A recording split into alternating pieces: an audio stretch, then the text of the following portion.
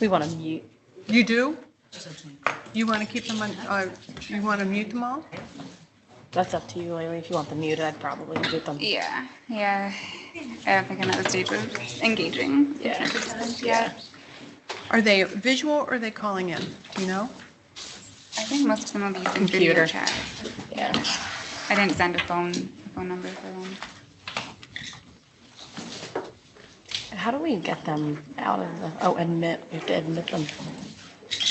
And then admit. Hello? So we admitted them? Yeah, so I can see now. Okay. Apparently, I mean, we're not getting the audio prompts, I mean, like the issues. You might check with them, I mean, Jackie's phone. Thank you. You're welcome. So you're gonna have to like turn it down however you want to do it, but you know, we know our system is working. Everything is up. All settings are go. All volume is up. This volume is way up. You might want to check. Can you send somebody like a text or say, are you hearing us? You mean from upstairs? Or somebody, if somebody can check with them, making sure that they can hear or they can. And you sent me that. I can email you back, Laylee, too, and just let you know if I can hear you. I'll log in from my computer. I'll be checking the email. Okay, so it's being recorded. You're good? You think you're good? All right. Thank you so much. All right. Thanks, Patty. All right, I think you guys are good. Okay, sorry for the confusion. No, that's okay. I don't know what the deal is with that microphone, but we're good. So, and it looks like there's no one in here now other than us and the Polycom in here. So you'll see when people start popping in. You might need to press a little button that says admit because it's going to send them into a waiting room. I need to admit them. Yeah. Okay. Yeah. So you'll see them up here. One of you guys might want to just kind of hang out up here, and then you'll see them in the waiting room, and then you just hit admit, and then that'll let them in. But the microphone's working now. It's picking up. Okay. Thank you so much, So Jackie. you're welcome, Lily. And I'm going to go up on my computer and see if I can jump in and hear you guys. So. Okay, and I might be checking with you to see if they're available for the second workshop. Oh yeah. Oh my God. Yeah. Of course. I'll put it on the calendar. Okay. Thank you. No worries at all. Sorry for the troubleshooting, but Patty's the expert on all this. So No, thank you for the troubleshooting. I would have been lost. Polycom working. Yeah. So, but I think you guys are good, and then you can just minimize that. Okay. Yeah. Back to meeting. Yep, and you'll get a notification when people jump in. Okay. All right, guys. Thank you, Jackie. Good luck. No problem. Thanks.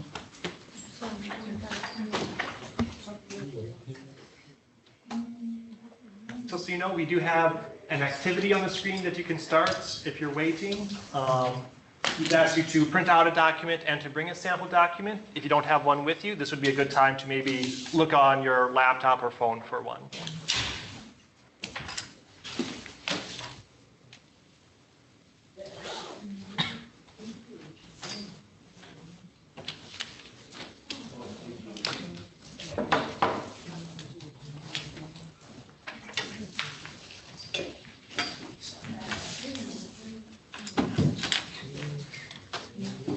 I'm glad I left 40 minutes aside for getting Zoom.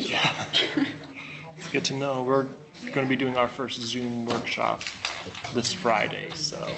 Doing some preparation. Good to know. Because there is different samples. So.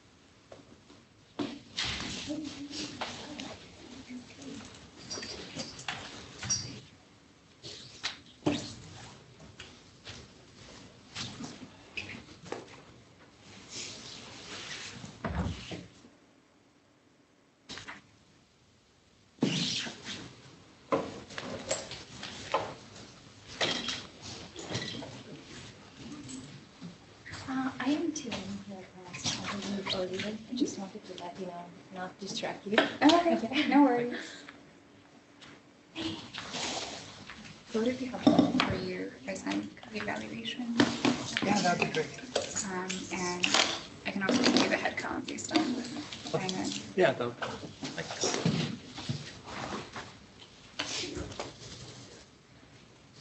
Use an online. Yeah. When I started, I decided I didn't want every semester to need to be keying in responses. So, Okay. I would say basically, they've been using paper responses for both papers, both consultations and then workshops. And so in a semester, it was part of the job to like type up all of those evaluations. Right. What do you guys use? We use papers. One thing I did change for our tutoring, our sign-in also used to be paper, and I make that electronic. So Okay. keep track of that better.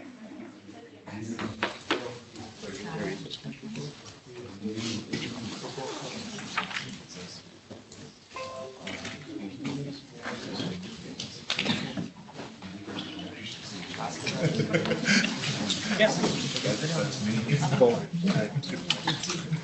Oh, okay.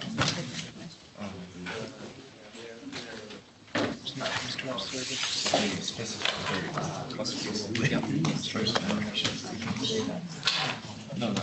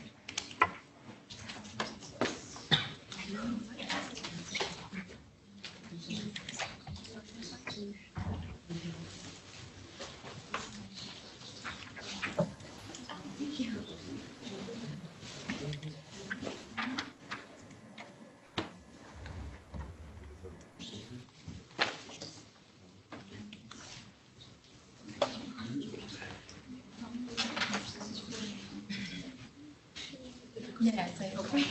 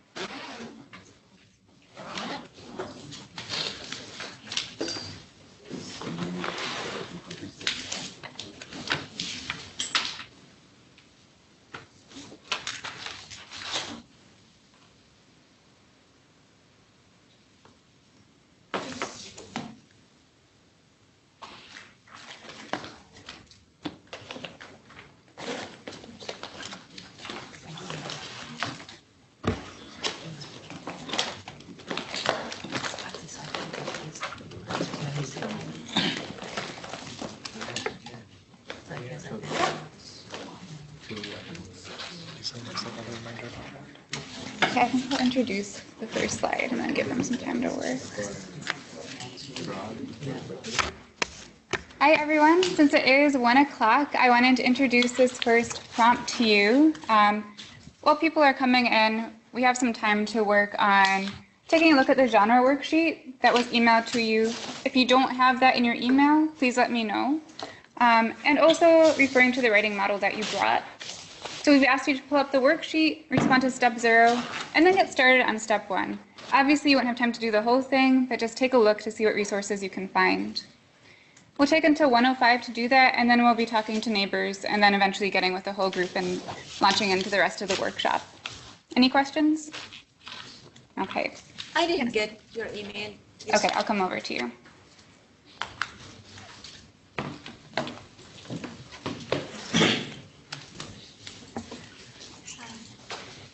can find the worksheet on our website. Okay, so you have No email? So what's your in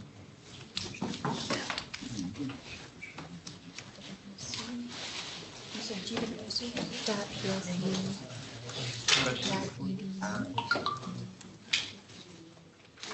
Reference just Okay.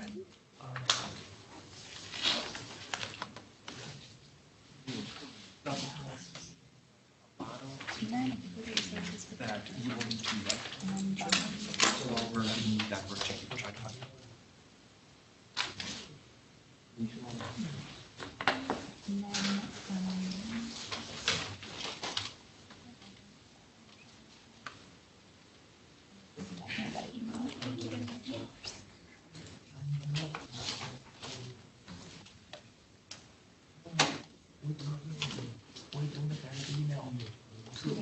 Yeah, we so you go to the Grammar Institute website.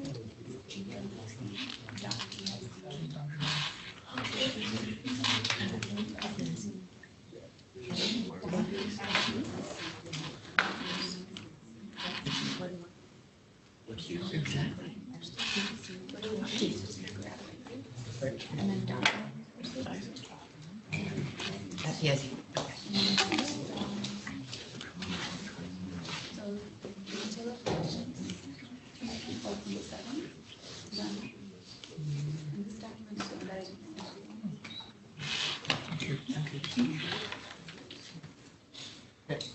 What's the attachment?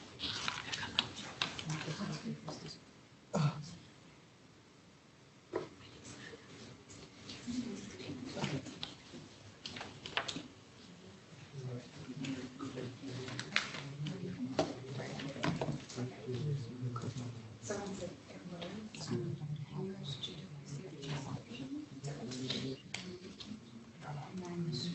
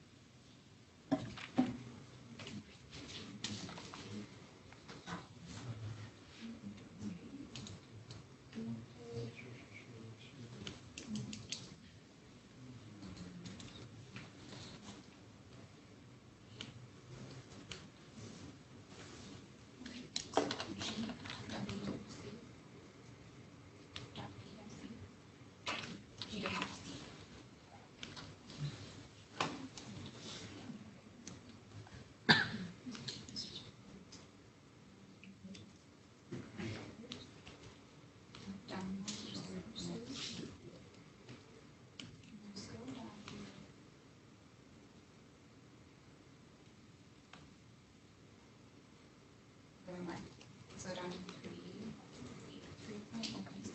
and that this worksheet.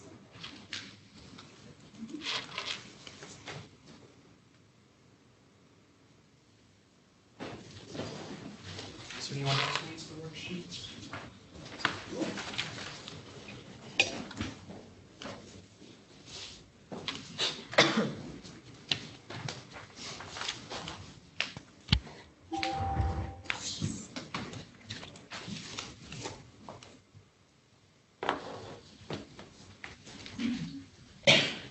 field are you in? Okay, can you sit in this first row? That's for humanities. Thank you. An announcement popped up, we just have to open it. Yeah, I must have set it up that way. I'll make sure not to do that next time. And then, I don't know, do you want to make this full screen or would that cause some issues with Zoom? I can make it full screen. Okay. I'll try. We'll see what happens.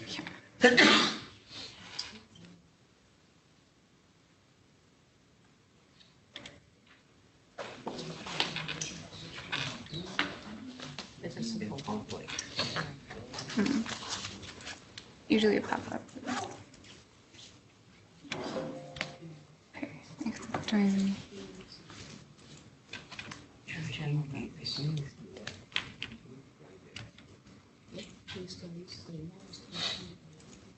Okay, I think I don't know how to make it full screen on this.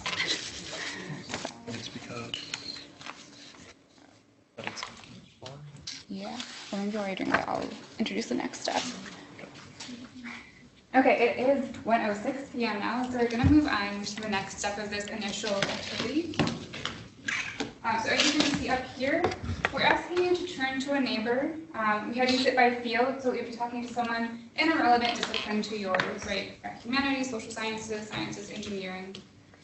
So talk to one or two neighbors, and please discuss these questions that you see up on the slide. Are you working on the same genre, different genres? And why did you choose your model? What characteristics of your chosen text do you want to emulate? What do you want to imitate about it?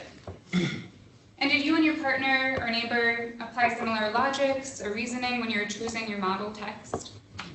So take about 5 minutes to turn to a neighbor and discuss those questions. Then we'll be coming together as a big group to talk about the reason for this activity and then transitioning into the rest of the workshop. Sound good? Okay. Hey. Carly, nice to meet you. Nice coffee.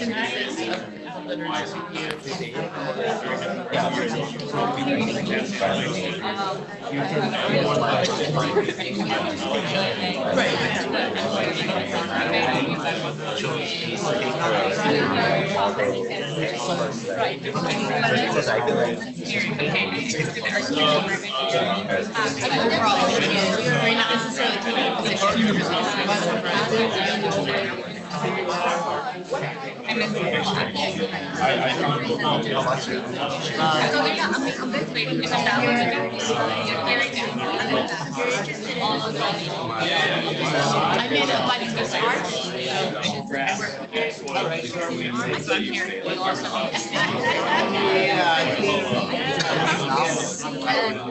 Where is it that we let people in? What was it? How do we let people in? Is it this screen? So they'll pop up if, Oh, here. Okay. yeah, there'll be like usually a queue, so-and-so is waiting. So if you click on that, now no one seems to be waiting. So they're just Well,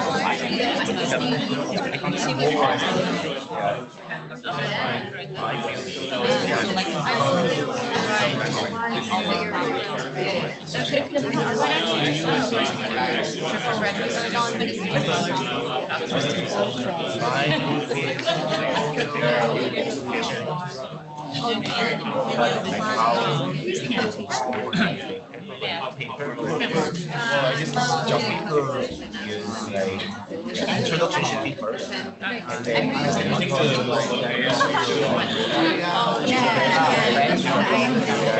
I know our services very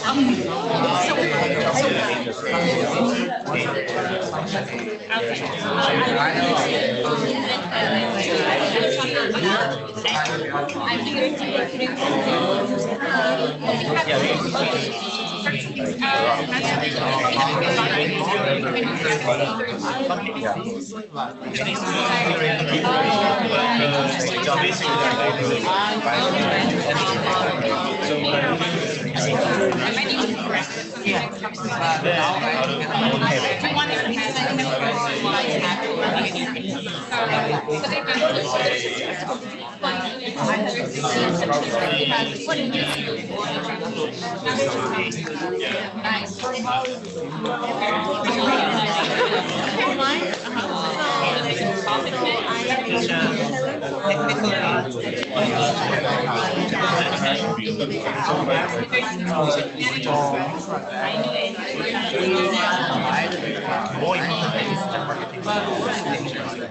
It is.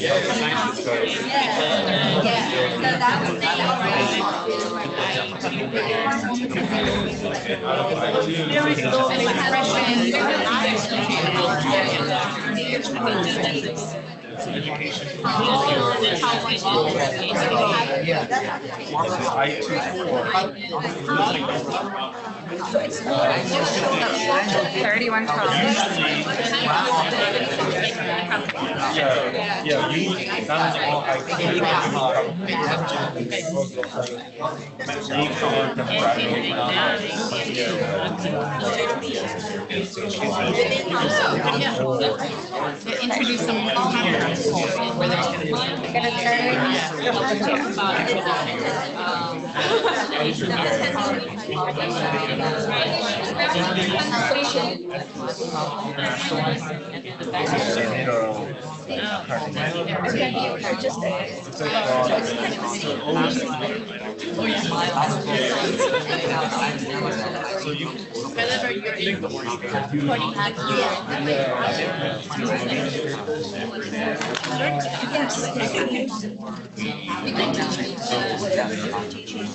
You guys are really into conversation. It's great. We will have opportunities to keep talking to each other and working activities throughout the workshop. But since we are really short on time today, so an hour and a half, I want to keep us moving. So we had you do this writing prompt as a way for you to start thinking about the model that you brought, and also to get a head start on this process of genre analysis, which we'll be talking about more throughout this workshop. So I just wanted to get a sense of what genres you guys are working with. Was anyone working on the same genre as the partner? Okay, what were you guys working on? research article. Research article. Okay, how many people are working on research articles in here? Yeah, okay, so like half the room, more than half the room. Okay. Any other genres that present? Did anyone working on an abstract? No. Dissertation or thesis? Yeah, okay, good. Literature review? Yeah, a few of you. Proposal for a conference, grant, etc. Okay, maybe that season has passed for this year. A response paper or something else for class? No, okay. And any application materials, any cover letters, CVs, statements of teaching? Okay, a few folks in the back. Yeah. Okay, good. So that sounds like most of us are really working on research articles, which is good to know. Now I just want to kind of pause and introduce us, the presenters. So my name is Laylee Miro. I'm one of the consultants at the Graduate Writing Center. I'll be telling you a little bit more about that resource in a minute. This is Jade Sandbolt. And I'm a PhD student here and working with EPPIC, which is also a service we'll introduce in a minute. Yes. So to give you a sense of the agenda, what we've got going on for the next hour or so, we will be starting out, we mentioned, by talking about the services we offer, just very briefly. Then we'll launch into learning about genre theory from the perspective of applied linguistics, right? Jade's scholarly home. Then we'll be applying genre theory to the sample that you brought, right? So we'll be taking away something that you can keep working on after this workshop. And finally, we'll be returning to talking with each other, obtaining feedback from peers. Okay. So we've got a lot going on. And just to introduce the Graduate Writing Center for those who haven't been, actually, show of hands, how many folks have been to a session at the Writing Center, either in person or online? Okay, just a few. Yeah, so for everyone else, we do offer free one-on-one consultations on any writing project, pretty much any stage of the writing process. So we invite you to take advantage of those. And if you have any questions about how to schedule an appointment, please come talk to me after the workshop and I'd be happy to help you out with that. And of course, we offer workshops, as you know, so we have 2 more scheduled this semester. And EPPIC. So EPPIC stands for the English for Professional Purposes Intercultural Center. We offer a variety of different language support services. We also offer tutoring like the Graduate Writing Center. Our tutoring, it could be about writing, it can also be about speaking, basically any sort of language support that you need. We also offer quite a few workshops. I have an orange schedule over there that lists the workshops for this semester on a variety of topics, some of them related to writing, some related to speaking, some related to getting jobs, things like that. We also have some conversation classes just to help with either everyday speaking or with academic conversations. You can find out more at our website. So to begin with, we'll get into the kind of the lecture part of this. So the reasoning behind this workshop is that both the Graduate Writing Center and EPPIC, we have lots of workshops and lots of resources on different genres, but there's no way we can cover every genre you're going to encounter. And I don't know, who here is in graduate school right now as a grad student? Okay, most of the people. Anyone like visiting scholar or postdoc or faculty? Less people? Okay. So a few. Most of you seem to be grad students. So as grad students, you're often asked to write something that you've never had to write before. It might be something very standard like a journal article, but it might be something much more specific. If your journal article, they ask for revisions and you need to send a letter explaining the revisions you made, that's something new and you might not know how to write that. So things like that is kind of the reason why we're having this workshop. What can you do if you're asked to write something you've never had to write before? And so we're tackling this idea through the idea of genre. So I'm going to give you some definitions of genre. First, the technical one. A genre comprises a class of communicative events, the members of which share some set of communicative purposes. Kind of a technical definition. So I created one that's hopefully a little bit simpler. A genre is a recognizable set of communicative practices that follow a general pattern and accomplish the same purposes. So it's a set of practices. You can kind of recognize it. There's some sort of pattern to these different documents that help you put them together. And the main important thing is that it accomplishes some sort of purpose. So, for example, the pattern might be highly consistent, as in a resume. When you see a resume, you instantly know it's a resume, right? There's sort of rules that you follow with the resume, bulleted lists, some headings, things like that. Some patterns are a little bit more flexible, like an event flyer. If you have a flyer for an event, they can look very different from each other. But still, if I were to hold up a flyer for an event, pretty sure all of you would instantly be like, that's a flyer for an event. You can recognize it, even though there's a lot of variety in how those might look. So that's what we mean by genre. There's something about their purpose that kind of unites them, and there might be some sort of pattern that you follow. So here's 2 examples on one side, and I know you can't read this, but you can just kind of look at it. CV, and here's the beginning of a journal article, obviously very different genres. You can tell that just by looking at it. But once you start delving into it, even things that look very similar might have some differences. So here I have 2 journal articles from 2 different fields, one from math and one from, this is applied linguistics. Basically the same, that they're paragraphs, they have headings. On the math side, you might notice there's a few more symbols and italics, so it's set up a little differently. But if you start really investigating, you'll see some other interesting differences too. That's how the math paper is making a citation in the sentence. It says appearing in brackets number 1. Whereas in the humanities one, it's see the person's name and the year. Similarly, I found that the math one was constantly using phrases like we first check. Whereas this one was saying the study investigated. So it's a different subject, we versus the study, different tense. It's just little things like that. So that's what we're going to be talking about, how to recognize some of those things that can help you know that you're writing in a way that communicates well to your field. So, 4 steps that we're going to be going through.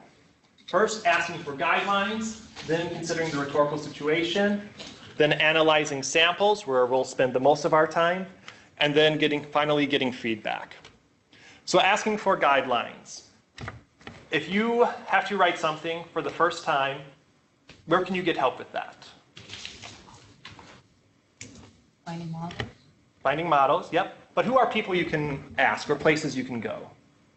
Librarian. Librarian, yep. Writing center. Writing center, yes, good. Your colleagues. Colleagues, Google. Google, yep. I just learned that there's EPPIC, they give advising. Yep, yep. Your advisor? Your advisor, yep, that's a big one. I would really encourage you, if your advisor asks you to write something and you're like, I have no idea how to write this, don't hide that and try to write something, give it to your advisor. Be open and honest with your advisor. Can you show me how to write that? Can you explain to me what the expectations are here? Also, if you are writing for a specific situation like a conference or a journal, they have their guidelines up, right? Find those, read them. Make sure that you are following them. Don't ignore those important resources. So ask for guidelines. This was part of the step 1 in your worksheet. We know you don't have time to really be finding guidelines right now in this workshop. We just wanted you to start thinking about where you could find them. Do you have anything else to add about that? Only that there's space under step 1 to take some notes on what Jade is saying, if you want to use it for future reference. We'll move on to the second step. Considering the rhetorical situation. For some of you, maybe the term rhetorical situation doesn't mean anything. That's kind of a specialized term in a few different fields. Rhetorical situation, and definitely Laylee, if you want to add anything, because you are more specialized in this than I am. It's kind of this interplay between you, the writer, your audience, and your message. And so just some very basic questions that you can ask yourself. What is my purpose in writing this? Who will read this? What is my relationship to the audience? Am I writing to a colleague? Am I writing to someone who's at a higher position than I am? Why are they reading this? And what do they need to know? This is an important step to take because once you start recognizing patterns, it's very easy just to follow the patterns or just to follow the rules that you've been told. But if you don't understand why to follow them, you might make some blunders. A very common one that I've seen is a lot of teachers will ask students to write something in APA format. And if you look up APA format, it mentions there's a cover page. But if your teacher is asking you to write something that's 1 paragraph long, it's kind of silly to put a blank cover page in front of something that's 1 paragraph long. That's not really what your teacher needs. So just taking a step back to think about who I'm writing this for, what do they actually want, what do they need? So, rhetorical situation. Does that make sense? All right. So, this is step 2 on the worksheet. You can take a minute to fill that out. Did you want to add anything? Okay. So if you take a look at step 2, you'll notice that it asks you to record the topic of your project. So just what is your general subject that you're working on? Your purpose, what are you trying to achieve? Are you trying to persuade someone? Are you trying to explain a process? That sort of thing. And finally, your audience. Especially, are you trying to write to people who specialize in your discipline or to lay people, to the public or some other special audience? Any questions about filling out step 2? Okay.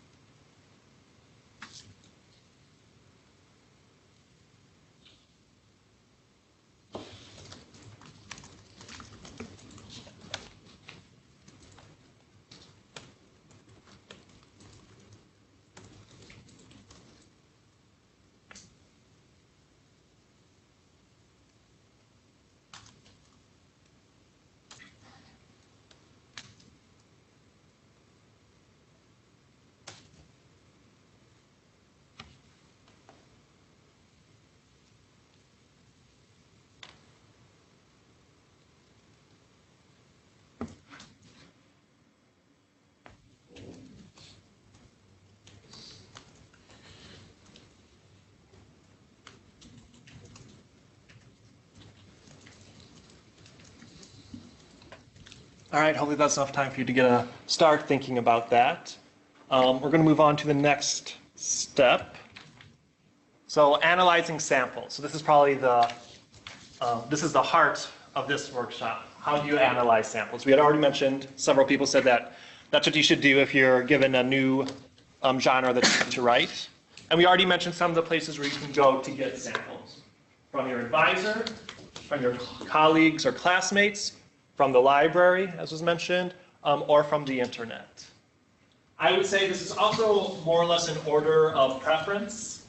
If you can get your advisor, if they have a good example to show you, that's great. Classmates and colleagues, you can be working together. Library can also point you to some good resources.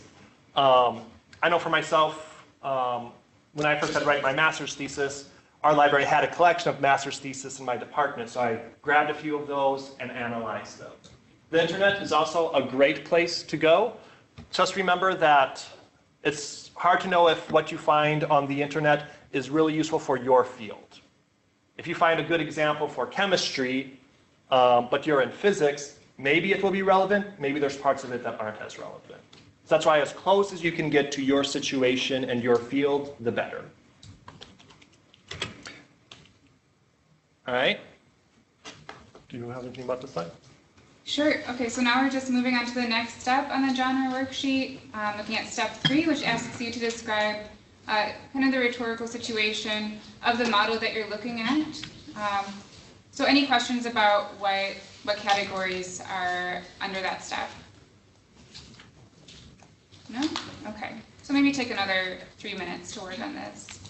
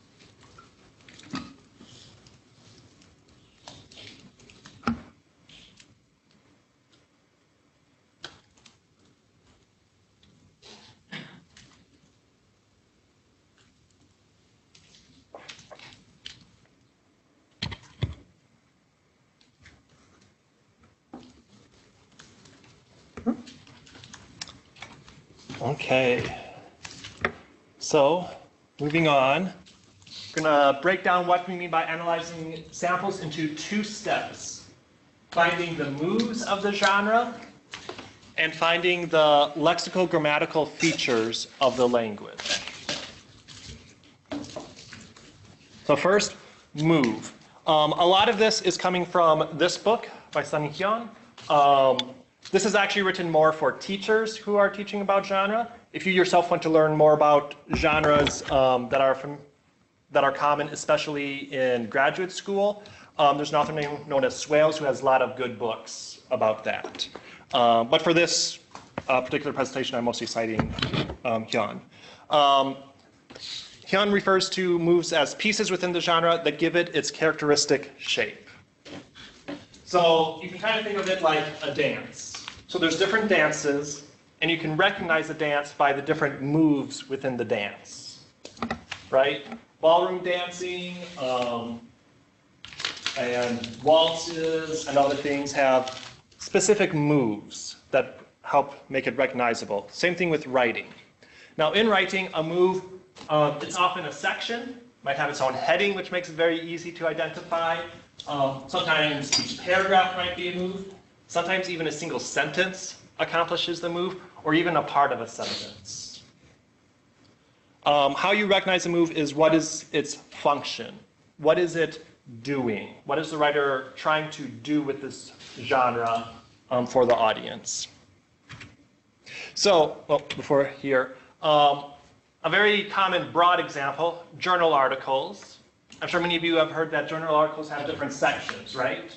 So an introduction and background section, methods, results, and a discussion. Those are kind of very big moves that happen in journal articles. Each of those, though, can also be split into more moves. So for example, if you are giving background information, this is actually from the Swales book. This is from a workshop that we do on literature reviews. I know Graduate Writing Center goes through the same idea. 3 moves within a literature review: establishing a territory of research, explaining where your research fits, establishing a niche or a gap, and then showing how your research fills that gap. You will see those different moves in most literature reviews. Different disciplines will spend different amount of times on each move, but usually the moves are still there. So those are some examples of what I mean by moves within a document. So how to spot a move? First thing that I would suggest is look for natural divisions within the text. As I said, sometimes a move might just be one sentence or part of a sentence, but usually if you look at the divisions, those divisions are there for a reason. So maybe this section accomplishes one move and this section accomplishes another. Or if it's a shorter genre, maybe each paragraph does a different move. Figure out, once you look at these different sections, what is the function of this section, or what is the function of this paragraph? What is it trying to do for the readers? So you can ask yourself, why is this here? What is the writer trying to accomplish in this paragraph, or in this sentence, which seems to be really different from the sentence before it? And then finally, once you've kind of identified some of these functions, start looking at other examples. See if you notice similar functions, similar things going on in different documents. So one important thing, and I'll mention this again later, if you really want to immerse yourself in the writing of your field, you want to have several examples to see what is consistent across examples and what is one writer's personal choice. So I have a very brief example. This is one that I mentioned earlier. If you submitted a journal article and it gets accepted as long as you do revisions, and then you need to send it back with the revisions, how do you do that? So this is what I found on the internet. It's a letter, it has the date and name. I kind of got rid of some of the features so it would fit better on the slide. And what I noticed is there's 2 body paragraphs. This paragraph has a lot of things like, thank you for giving me the opportunity, I appreciate, I look forward to working with you. So I'm seeing that first paragraph, the move, what its function is to just express gratitude, to be polite. So that's one move. The next paragraph, I have responded specifically to each suggestion below, beginning with your own, to make the changes easier to identify where necessary. I've numbered them. So now this is a bit shorter, and it's describing how the rest of the document is organized. So that's also a move. They're letting the readers know how to read this document.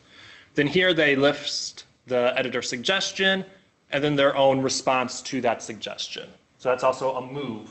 And you probably see several of these throughout the entire document. So that's very briefly what I mean by looking at the divisions and seeing what does this division accomplish. So things to pay attention to, especially once you have several examples. Frequency across samples. Do I see this move in every sample, or do I see it in one and these other 3 samples don't have this move? Maybe that was just the writer's personal choice.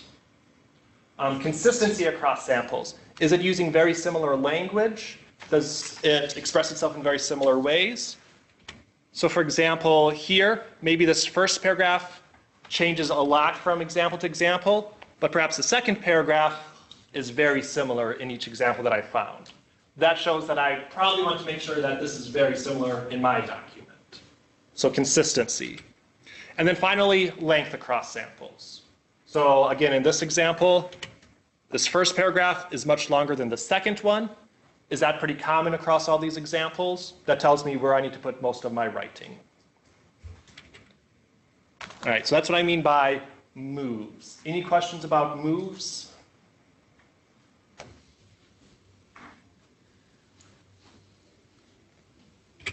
All right, so now we're going to be talking about features. The actual term that Hyun uses is lexical grammatical features, but that's way too long to say and write all the time, so I'm just calling them features for this. I hope using that broad term doesn't confuse anyone.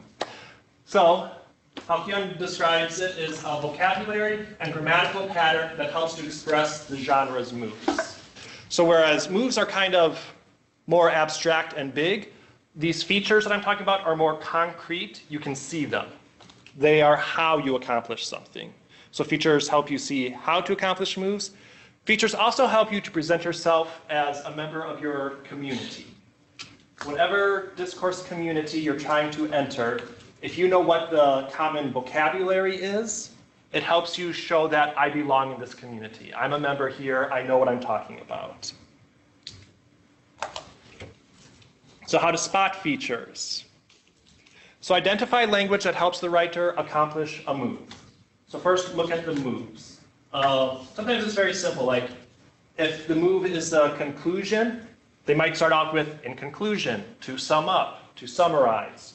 That's a feature. It's language that helps you accomplish the move.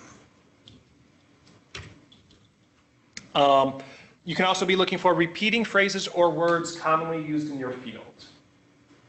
See what kind of terminology your field uses a lot. You want to make sure that you're using that terminology. You also want to make sure that you understand what it means.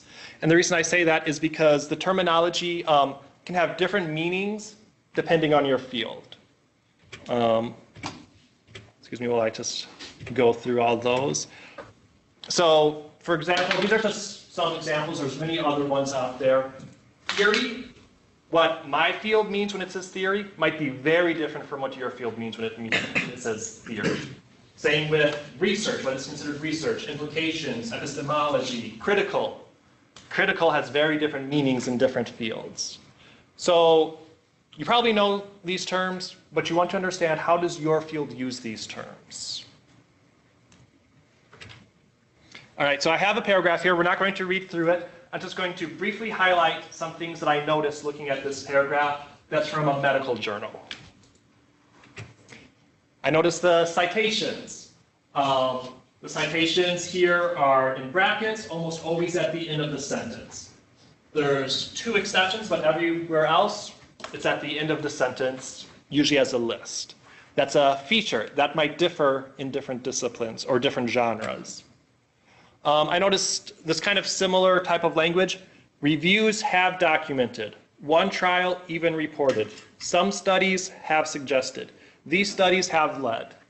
I'm noticing a similar grammar there, similar tense. I'm also noticing that it's very impersonal. So for example, one trial even reported. You could write it, Cornea et al. Reported, but they didn't. And in fact, I don't see that anywhere in here. So that's a feature. That's a way that this field describes research. This bottom sentence, Despite this recommendation, few studies have examined the prevalence and correlates of strength exercise among cancer survivors. So that's a move, right? It's showing a gap. And you kind of notice the way that they're showing the gap. They're pointing out people have recommended studying this, but no one really has. So that's how you're showing the gap. So that would be a feature. If you notice very similar language being used across different articles, you might want to use similar language yourself. So some things to pay attention to. Citations.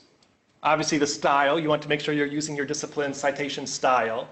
But there's other things too. Integrated versus non-integrated. So integrated means that it's part of the sentence.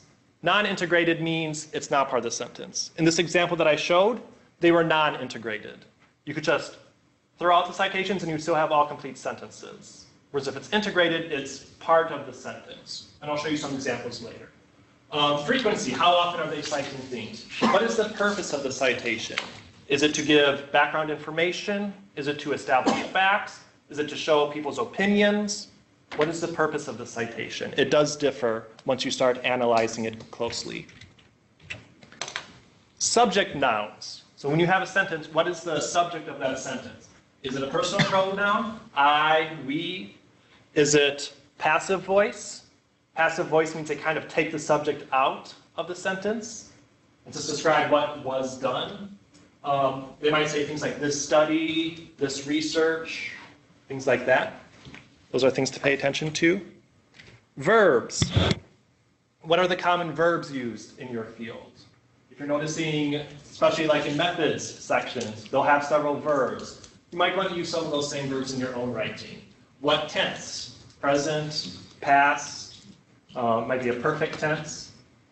Activeness, meaning how active is the verb.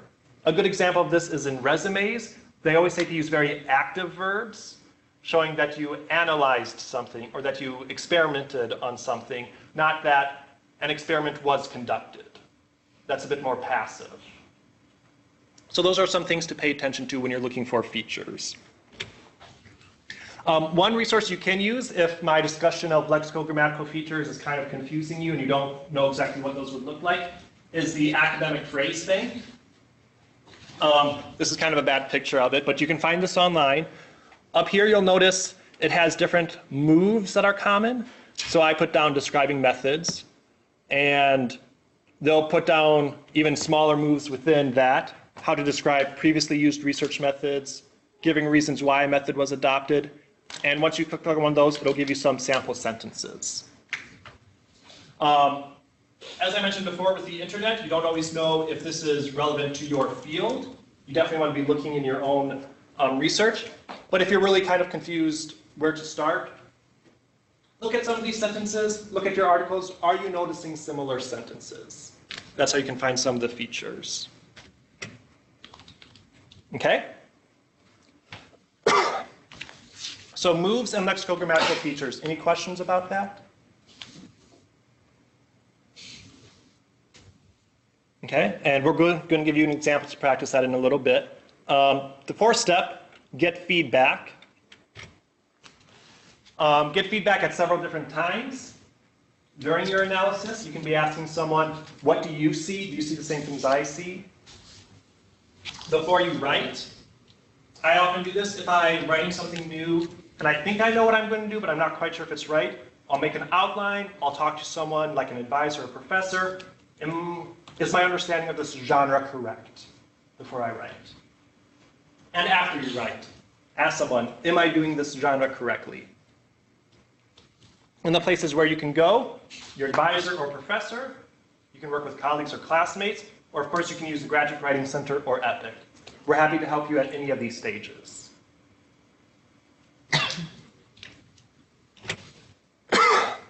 One important note, as you're doing this, like I mentioned before, you want to have several samples. And what I'm suggesting is that you keep a log. As you're noticing moves in these documents, as you're noticing recurring features, write them down.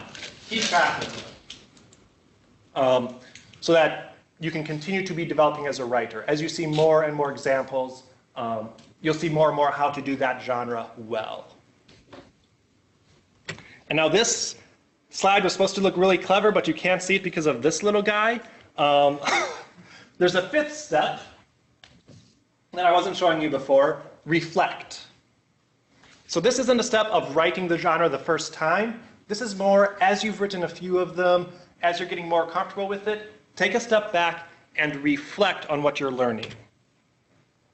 The reason for that is that understanding the genres within your field helps you understand your field. As you're understanding how to write these genres, what moves you see in them, how long the moves are, that tells you what information does your field value. What is considered essential, persuasive, or authoritative in your field? And what is the role of data, research, and researchers? Understanding these of your field helps set you apart, helps you show I am an expert in my field. Let me give you an example from my field. I don't know your field, so I can't give you as detailed insight. But this is a paragraph from my field. And I bolded a few interesting features. As Pennycook argues, for example, drawing on post-structuralist notion of performativity, Pennycook proposes, while Pennycook locates linguistic plurality, etc., Park and we propose. So, some of these features, this is what I mean by integrated, right? The names are part of the sentence. But it goes beyond that. What this shows me is that in my field, it's important to know who the important people are. Not just what they found, but who are the important people, what do they believe, and how do these beliefs agree or contradict with each other. I need to know who is arguing with each other in my field and who is in agreement with each other in my field. For some of your fields, that doesn't really matter. What matters is what are the results they found. But in my field, people's positions and arguments are very important, and I need to know what they are if I want to do well in my field. So that's what I mean by reflect and figure out what is important in your field. All right. Okay, so before turning you loose to do step 3 on your own, I'm going to model how that looks. So here's my scenario. I am trying to write a research article specifically focusing on the first paragraph. How do I get this article started, right? How do I engage readers from the beginning? And so I've done step 1. I've looked around for guidelines. Maybe I haven't been the most responsible researcher because I haven't really talked to my professor or colleagues. I've looked online, and I found a few things on the Graduate Writing Center website. First was from this presentation, Revising Publication, Introducing Your Research. And this tells me that the beginning of the introduction should create interest by either presenting an anecdote, describing the subject, resolving a debate, or filling a gap in the research. I found another resource called the Academic Genre Guide, and that told me that the first part of the introduction should establish a territory by claiming centrality, making topic generalizations, or reviewing items of previous research. Okay, so what I've done with that first step of research is that I filled out this column, the third column, of the genre analysis chart. So if you're not already looking at that chart, you can just scroll down in your document. It should be on the second page. So I put it, kind of categorized this information where I thought it fit. So in terms of overarching concepts, I put down basically that the first paragraph or the beginning of the introduction should be creating interest, right? That's its main purpose. In terms of, this is organization of points or paragraphs, borrowing from Swales, there's this idea of first claiming centrality, then making generalizations, and so on. Okay, so that's the intention of the third column of that genre analysis chart, which hopefully you already took a look at back when you were doing the prompt. Then moving on to the next steps, here's my rhetorical situation. I am wanting to research public discourse on immigration. And my purpose is to examine a case study of how immigrants are communicated about in mass media. And in this scenario, let's say I'm a sociolinguist and I'm wanting to communicate to an audience of fellow sociolinguists. Okay, so people in my discipline.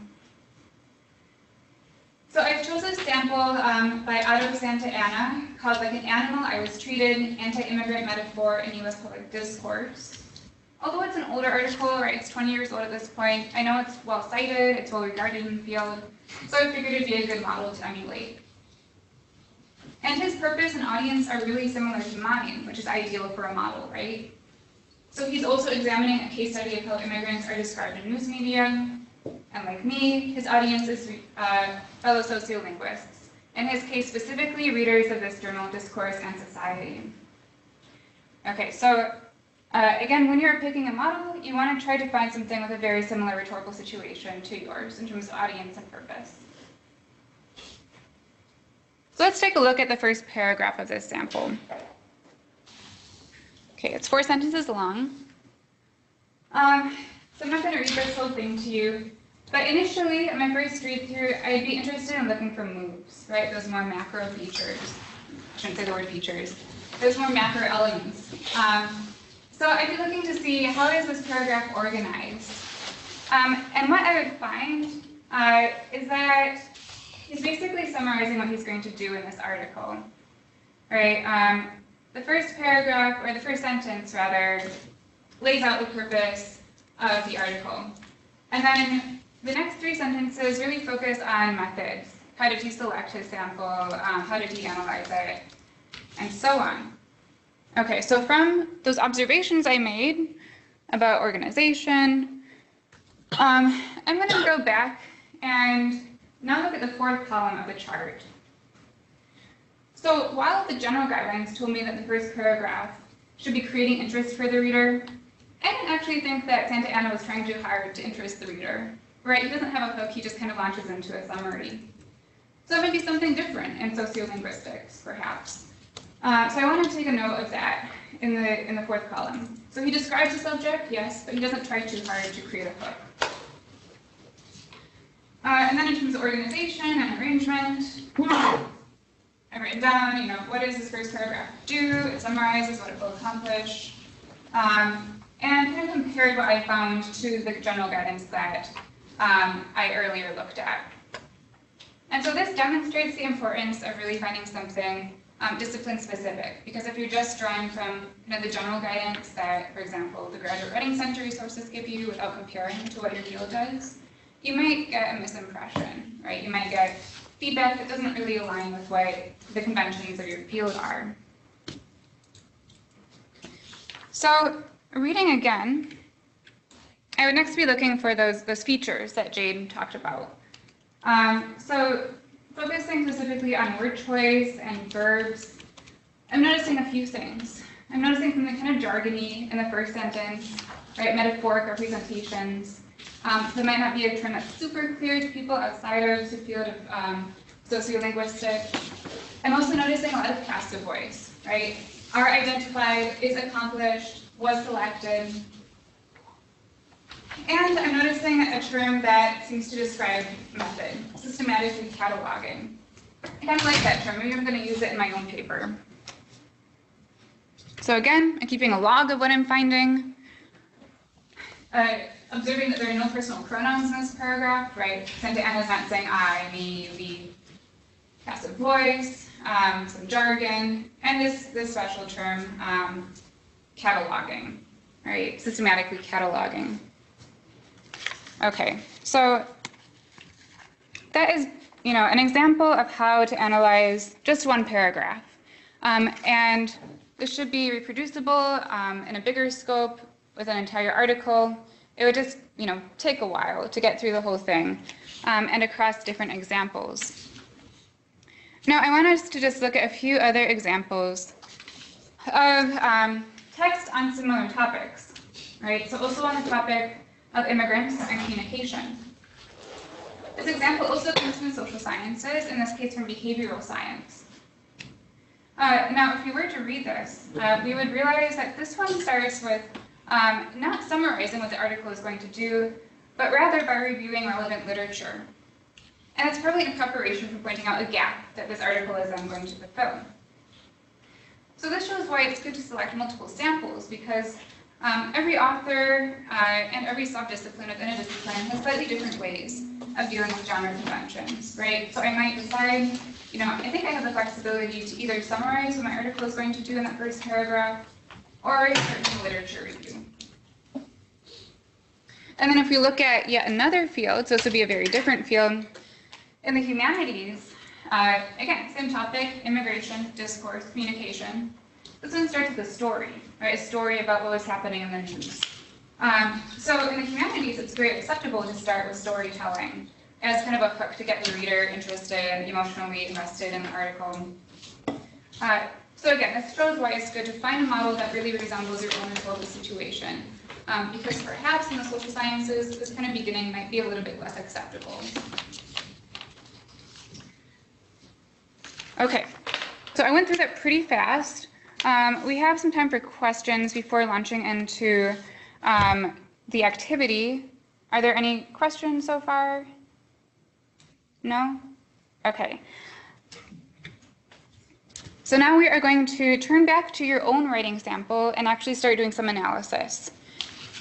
So again, pull up your model, pull up your worksheet, and what I'm hoping you can do is start noting down some characteristics you notice in that fourth column of the genre analysis chart.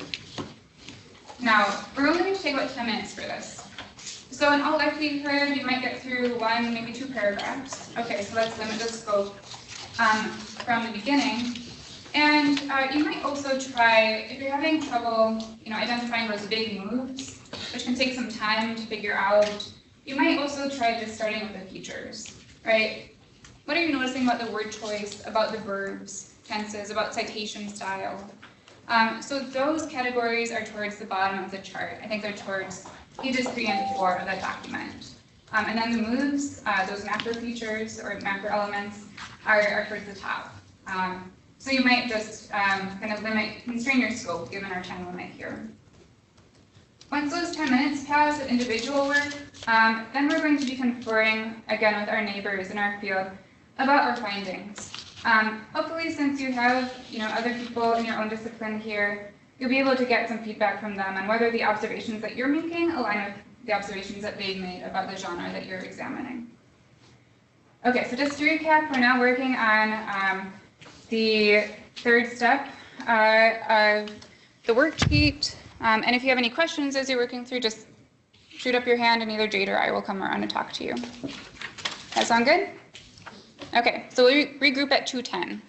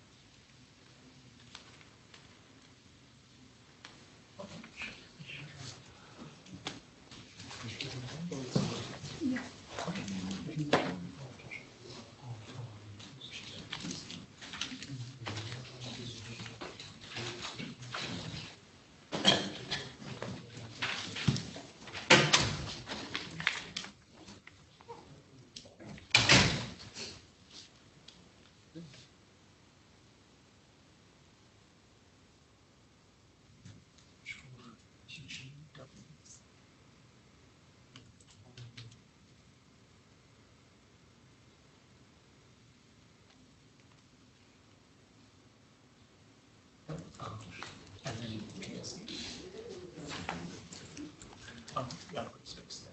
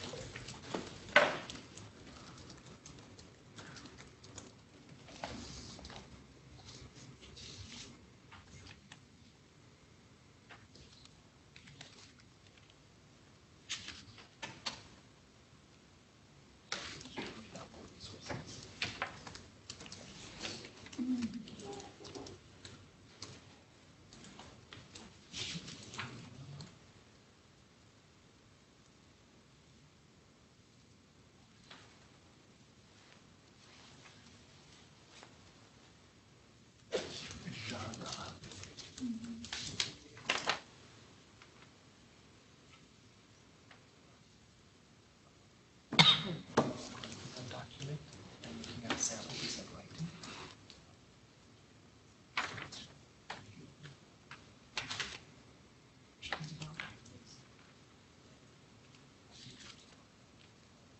Kind of listen to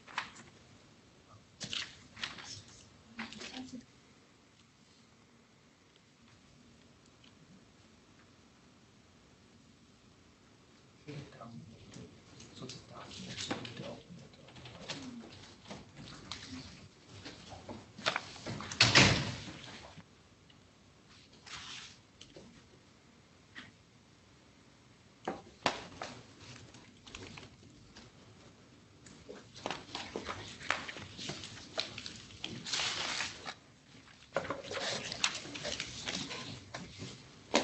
I'm going to ask you to take a pause from analyzing your sample to get together with one or two neighbors in your field, so probably someone in your row, and to share with them what you've observed so far about your writing model and about your genre. And to ask them, kind of compare notes, ask them whether what you've observed aligns with what they've experienced or what they've seen of that genre in their experience. And this should be a way to give you an idea of, maybe I need to gather more samples from my discipline, or maybe within our subdisciplines there are even differences between disciplines. So this is a way to accomplish step 4, right? Obtaining feedback on the genre conventions that you've observed. So turn to a neighbor or two, take about 5 to 10 minutes to have this discussion. If you finish your discussion early, I'm going to pull up a link to the evaluation, so you can take some time to fill that out if you wrap up early. Okay, any questions? No? All right. So please start conversing. Do you have a statement? Yeah, a bit. After feeling so I would probably languages that I speak. What are these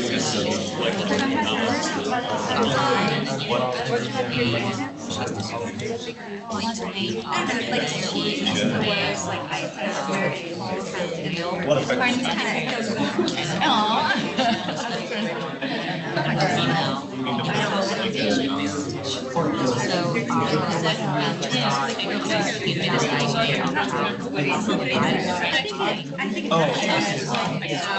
Yeah, it's actually,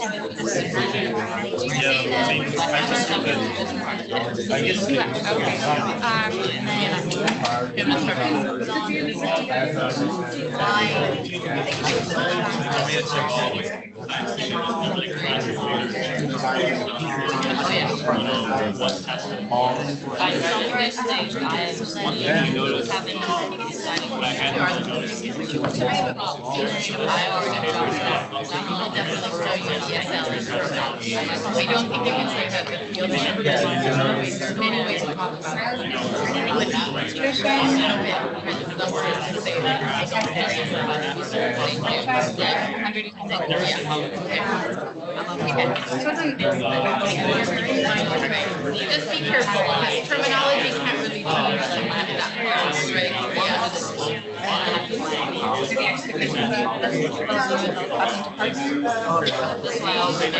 right, exactly.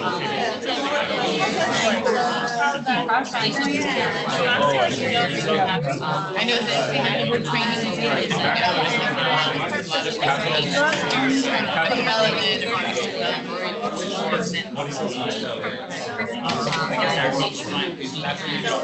exactly. I have a friend who works in HR in Europe, and it's now she's like,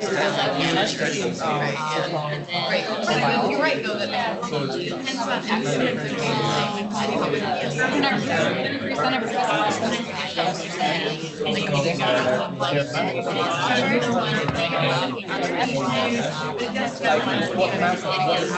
Doing Zoom because you see the little number of people logged in. So every time somebody are you taking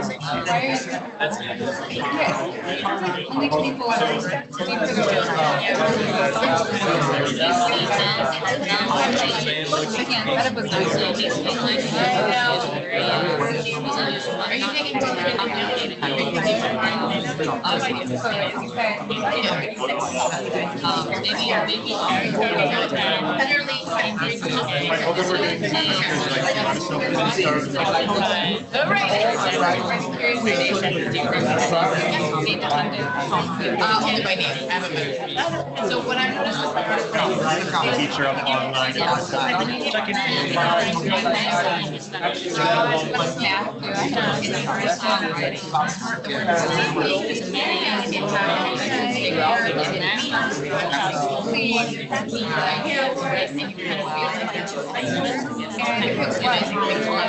We might be checking it on the graduating stories YouTube channel.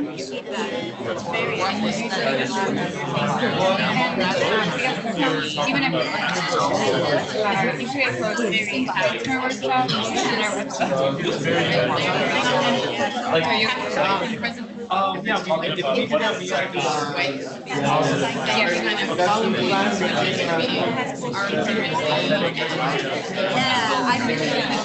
yeah, we did have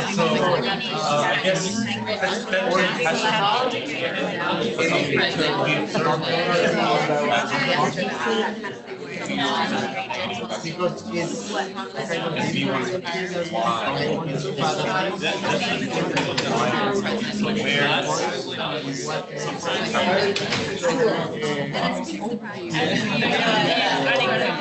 Right, I see this and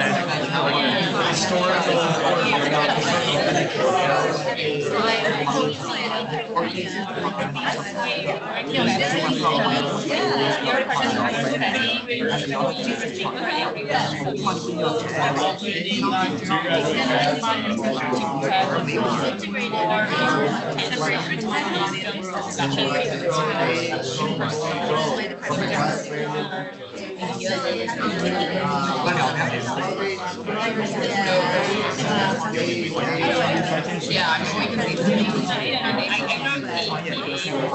It's not in the study, so yeah.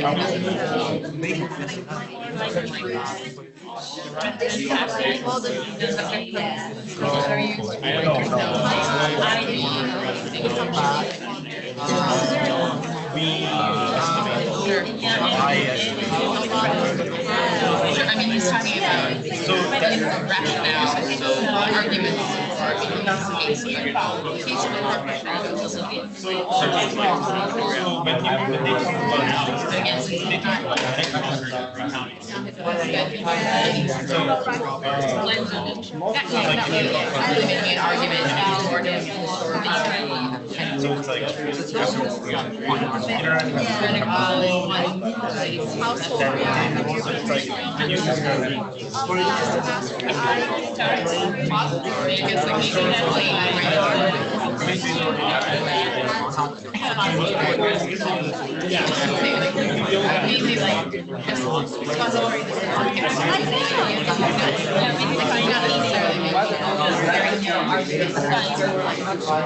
Here's the right picture.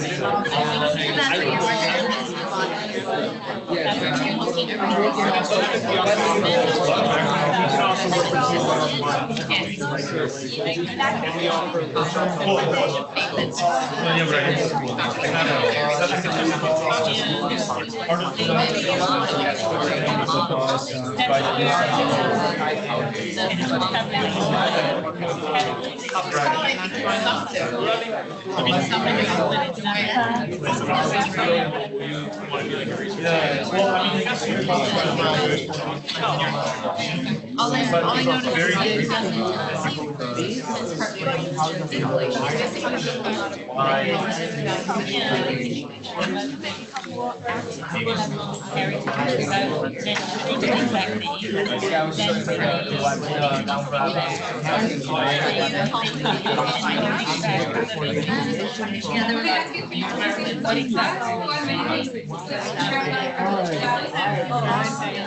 then you can get back to talking. So I wanted to talk about what are your next steps after today's workshop? Where are you going to go from here? So you continue gathering guidance for your genre, right? Talk to your advisors, colleagues, professors. Continue analyzing your model, right? Unless it was a very short model, you probably didn't get through the whole thing in our workshop today. Gather more models to analyze. Keep looking for good examples that you can collect and keep a log of. Keep step 5 in mind, right? So you just finished step 4, which was to obtain some feedback on your genre analysis from others in your field. Step 5 is one that Jay presented earlier, right? To keep, as you're going through these genres and thinking about the conventions, think about what those conventions tell you about what your discipline values, right? As a way for you to kind of step into that role of expert. And finally, of course, you can visit the Graduate Writing Center and EPPIC for a one-on-one consultation or come to one of our future workshops for more help with this. And as I mentioned earlier, we do have an evaluation. So if you have 1 minute to fill it out before leaving, we would really appreciate that. You can also, go back to talking with your neighbors if you'd like to do so. So thank you for coming out today. We appreciate it. Thank you. And if you happen to walk by the sign-in sheet and didn't notice it, you can sign in on your way out to that event. Thanks. So one question, one more.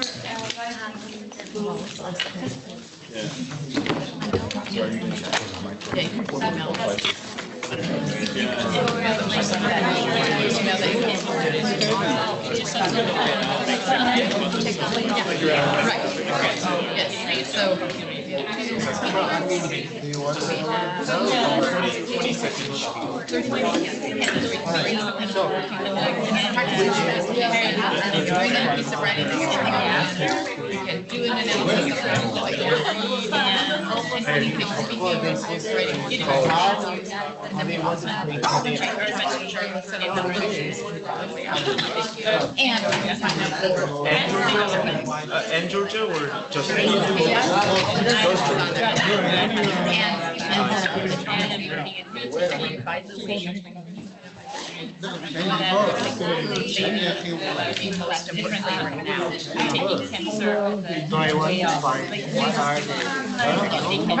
I'm a doctor.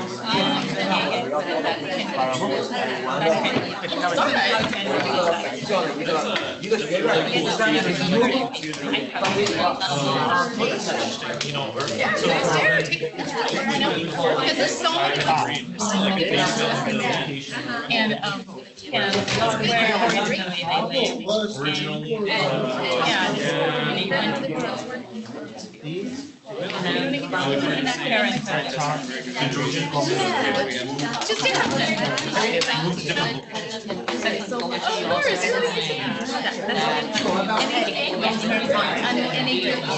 just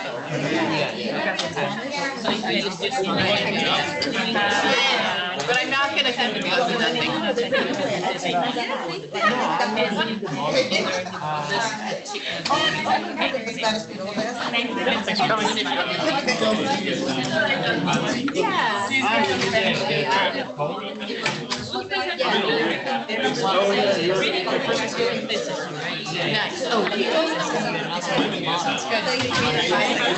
No, it's okay. Critical also. I know. Sometimes when we're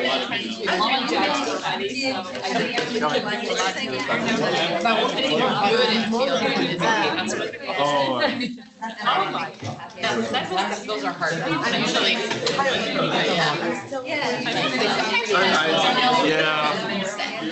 Thanks for coming.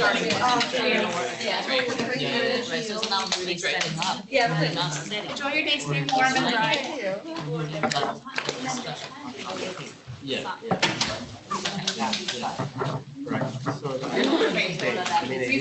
So does this model Sam? See you later. I could imagine having that worksheet actually. So I have to read more. Yeah. Oh, you're talking about that one. 80% of This is a class Yeah, yeah, called so Practical Literature from CNI. Yeah, it's on the writing center. Crafting. Yeah, the workshop on the website. Oh, great. Have you written down your email address? I can It's from CNI class I took like 2-3 semesters ago. It helped me so much. Right after. Yeah, I can send out the name and can email her see if she have any information. Right. just give me your. Remind me that though. Okay. Or you can just Google line path. Or Google CNI crafting. Okay, I've worded this. Yeah, they're definitely more consistent about. Already start. Yeah. Or you can ask her to find. Yeah, okay, so they're. Like what would be the speed, what would be some good example. Or you can Thanks for even coming. talk to her about already. Okay. Is that a good theoretical framework? Is that enough for a thesis? She is a very good person and very patient.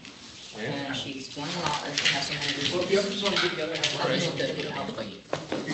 Okay. Sounds good. Time for my lunch. I'm so hungry.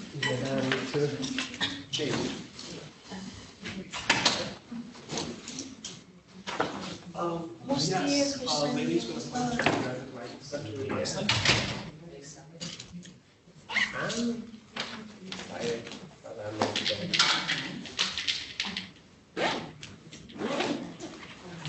And also not To excited. balance everything.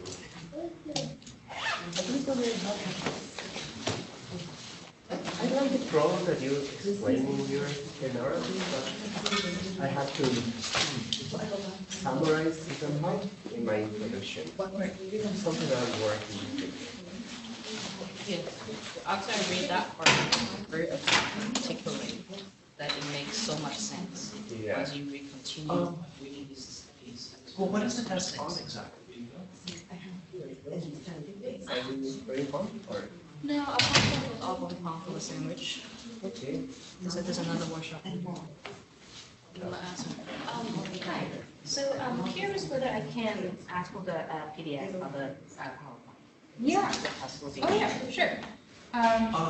So you said you're looking at something? Yes. YQB.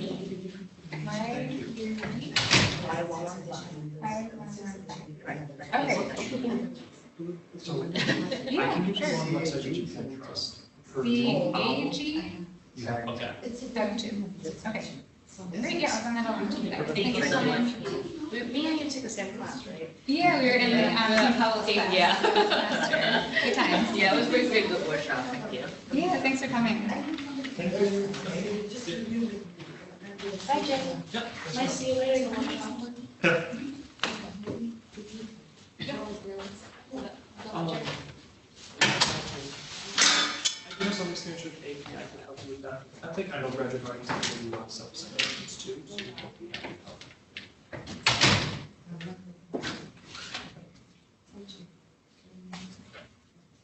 Yeah, if you want to sign up for a tutoring session, I work on Tuesdays. Yeah. Mhm. Yep, it's through EPPIC. So yeah, if you sign up for our individual consultation. So individual consultation, you can sign up for that on our website. And if you schedule a Tuesday appointment, that's when I'll be working.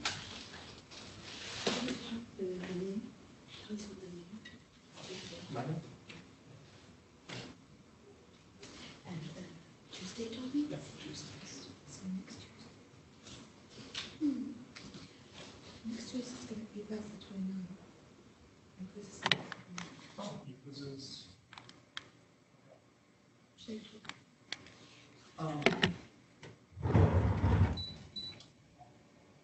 So it's about the formatting and the tables? numbers, tables, and graphs,